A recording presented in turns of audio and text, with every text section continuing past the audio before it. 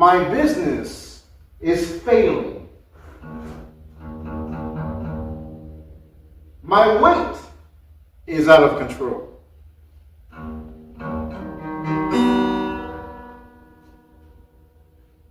life can be out of tune.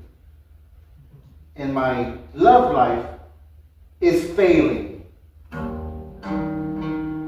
My dog won't answer my calls. It can only go up from here.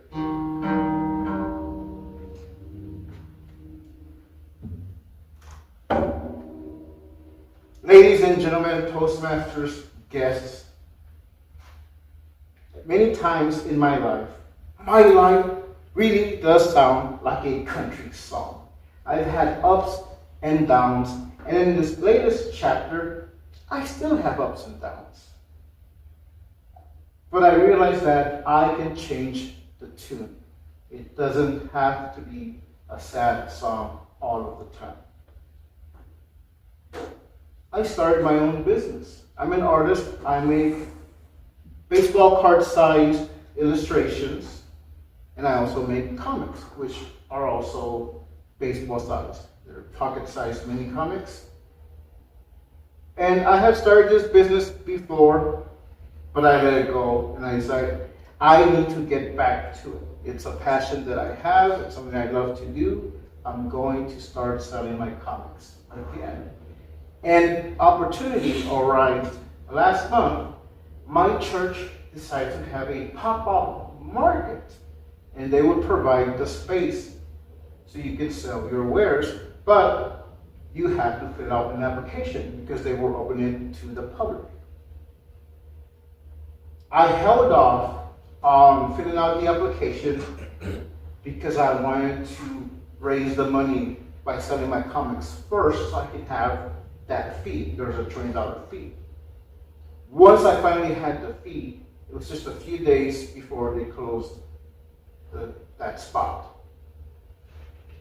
I filled out the application, I sent it in, and I waited for days, and 2 days before the market, I got an email.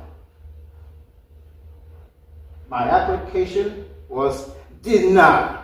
I was rejected, dejected, like last year's tuna salad that's still in the fridge.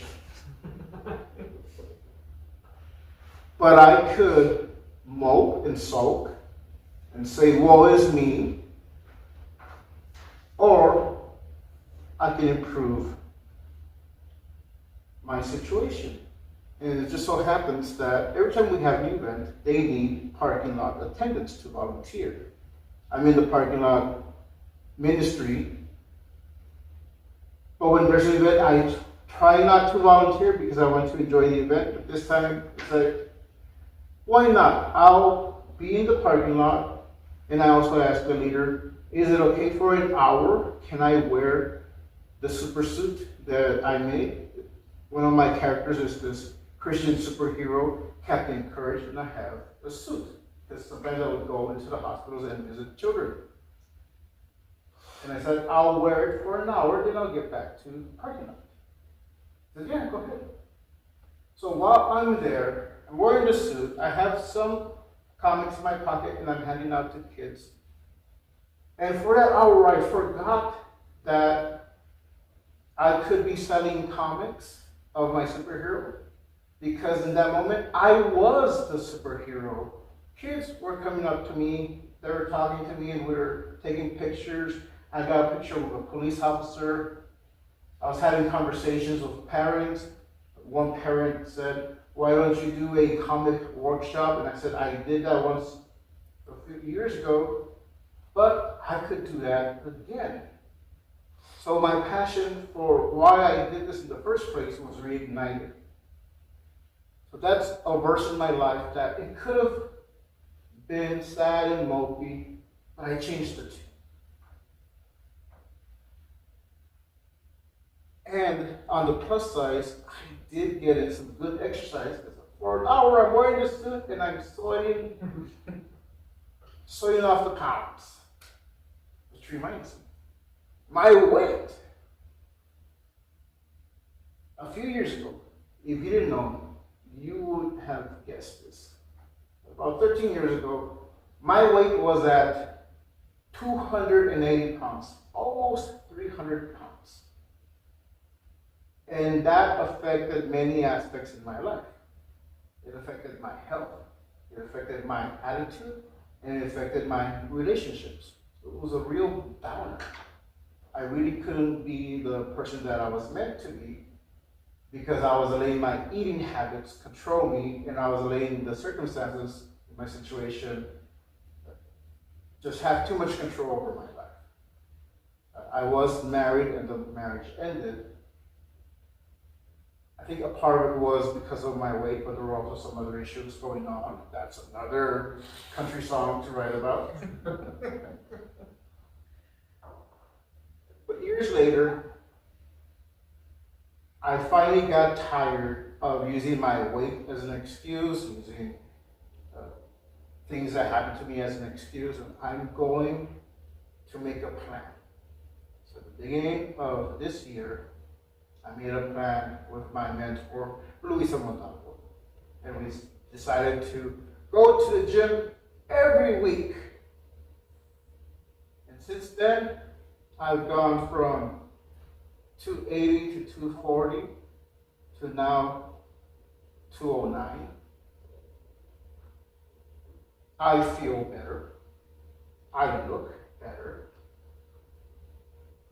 And my outlook is brighter. I changed the tune of that song. One of the things I do is I walk almost every day.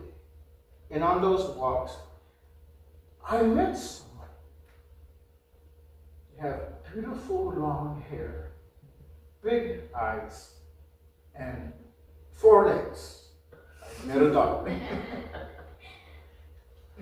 And every time I'm walking, and she saw my way to the library, I see this dog, and we became friends. I never asked the owners the name of the dog, but I ended up calling him Buddy, because he was my buddy. And every time that I was down, for whatever reason, Buddy was there to cheer me up. Well, about a month ago, I hadn't seen Buddy. A day or two go by, like, oh, maybe he's in the back or he's resting. I haven't seen him, and I'm starting to worry. We live in the Rio Grande Valley, and the heat here is atrocious. I'm hoping nothing happened to Buddy. Just recently, I go get on my walk, and I go to the house. I go outside, and Buddy, no. Oh well. Keep on walking, but I turn, and I see across the street, Buddy. And it's like a movie. We looked into each other's eyes. We ran to each other. We embraced. And I had Buddy back. My friend was back. And my guess is that it was the heat. He was just looking for another place to cool down. That relationship is one of the best relationships that I have. I have others, but that's one of the best ones that I look forward to. Speaking of relationships, I had a very complicated long-distance relationship. It started at the beginning of last year, and it ended mainly because of the time zone and of the distance. There's some other issues, but that was one of the big ones. And I always felt guilty that I could have done better, I could have done more. And not that long ago, we actually started talking again. And for a moment, it looked like, oh, we could reignite this relationship. But the same issues that we had were still there. The distance, the time zones, when she's up at the crack of dawn, I'm going to bed, and vice versa. So it just wasn't working. We had a little bit of an argument, And we decided, or it was decided for me, that we should go our separate ways. And I was sad, I was depressed. The next day, I go to church and we have a guest pastor. And I gave him one of my comics, and he loved it. He said it was great. He called me Mr. Artist. And at the end of the service, I went to go thank him for coming and visiting our church. He said, "No, thank you. By the way, just like you're an artist, God is the ultimate artist, and He wants to draw a new sunrise on your landscape." He didn't know what I was going through. He didn't know what was going through my mind. In that moment, I realized this is an end of a relationship, but it's not the end of the world. There's a new sunrise coming. There's a new song coming. So when you think that you're at the end of your rope, you're at the top of a bridge thinking, should I jump? There's a new sunrise coming, and there's a new song in your life. Will you change the tune of your song? Toast.